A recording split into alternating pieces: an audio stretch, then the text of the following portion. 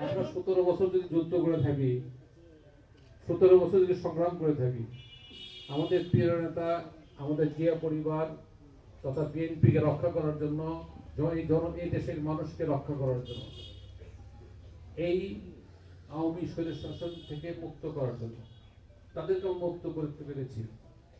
এখন কি এই 3 মাসে আমরা ধানের শীষের পক্ষে ব্যাপক গণজোয়ার সৃষ্টি করে এটার সফলতা আনতে পারবো না?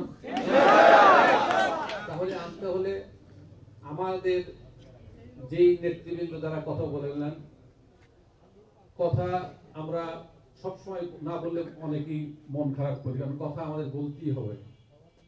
কাজে কথা যারা বলেছেন তাদের সব কথা, তাদের মর্মার্থ যদি বলা হয় যে আগামী দিনের ভোটটা আমাদের জিততে হবে, সেই জিতার জন্য আমাদের যে কথাগুলো আপনারা এই কথাগুলো বলবেন যারা সাংগঠনিক ভাবে এখানে আছেন, যেখানে আমাদের পৌর সভাপতি আছে, উপজেলার যে নেতৃবৃন্দ আছেন, তারপর যুব দল আছে, ছাত্র দল আছে, কৃষক দল আছে, তাঁতি দল আছে, মৎস্য দল আছে, বিভিন্ন দল যারা আছেন তাদের সমন্বয়ে আমাদের প্রতিটা ইউনিয়নে, প্রতিটা ওয়ার্ডে, প্রতিটা কেন্দ্রে আমাদের কমিটি, শক্তিশালী কমিটি করতে হবে। খালি এখানে এসে আপনারা চিল্লাপাল্লা করবেন, এলাকার মধ্যে তো কাজ করতে হবে। যে কথাটা বললো মিনাল বললো বা বিভিন্ন ভাবে বললো যে অনেকে এখানে বক্তব্য দেন কিন্তু এলাকায় যান না। এলাকার মধ্যে থাকতে হবে। এই 3 মাস সবার সবকিছু বাদ দিয়ে, এই পরিবার পরিজন বাদ দিয়ে এলাকার মধ্যে পড়ে থাকতে হবে। তাহলে না বলবো যে না ধানের শীষ তারা প্রকৃত নেতা, প্রকৃত কর্মী, প্রকৃত তারা হলো এই ধানের শীষের মানে বাহক।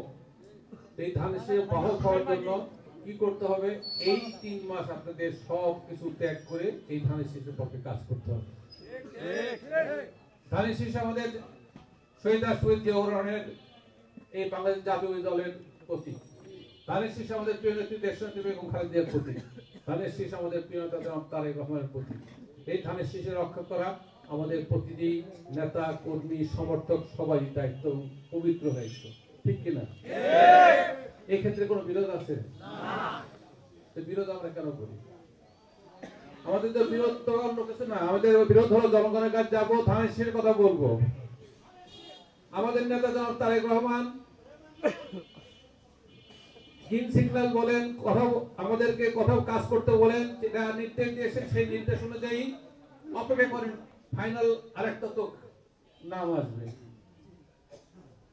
আপনারা কাজ করতে থাকেন, কাজ করেন। আজকে আমাদেরকে কাজ করতে বলা মানে কি? আমাদেরকে তার মনোনীত মানুষ হিসেবে এই দলের পক্ষে ধানের শীষের প্রার্থী হিসেবে নিজেদেরকে পরিচিত করার জন্য জনগণ এবং নেতাকর্মীদের সাথে নিয়ে কাজ করা। তো সেই কাজগুলি আপনারা যথাযথভাবে পালন করবেন এবং মনে রাখতে হবে যে এই যুদ্ধ বাঁচা মারার যুদ্ধ। এই ধানের শীষকে বিজয়ী করা আমাদের এই বাংলাদেশের টিকে বাংলাদেশ আগামী দিনে স্বাধীনতা সার্বভৌমত্ব টিকে থাকবে কি থাকবে না তার প্রশ্নে আমাদের জীবন মরণের প্রশ্ন। এই প্রশ্নে কোনো আপোষ আমরা করতে পারি না। সকল ক্ষেত্রে সকলের ঐক্যবদ্ধ প্রচেষ্টার মধ্য দিয়ে আমরা যারা সম্ভাব্য প্রার্থী ছিলাম আছি, সবাই মিলে আমরা ঐক্যবদ্ধ হয়ে আমরা কাজ করব। একই মঞ্চে একই জায়গা থেকে আমরা সবাই বক্তব্য দেব।